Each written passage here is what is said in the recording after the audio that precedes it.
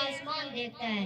محترم جناب چیئرمین صاحب، پرنسپل صاحب، اساتذہ کرام اور میرے مکتب ساتھیوں، السلام علیکم۔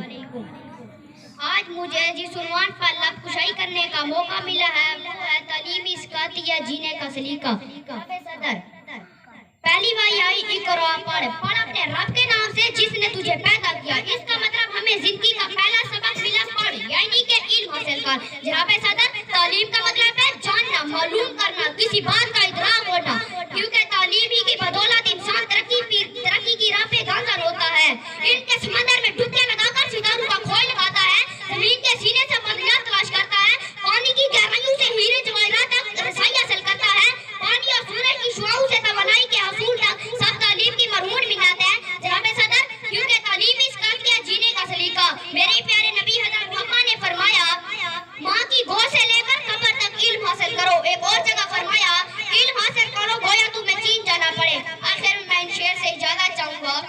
منزل سے آگے بڑھ کر منزل تلاش کر، منزل سے آگے بڑھ کر منزل تلاش کر، مل جائے تجھ کو دریا تو سمندر تلاش کر، ہر شیشہ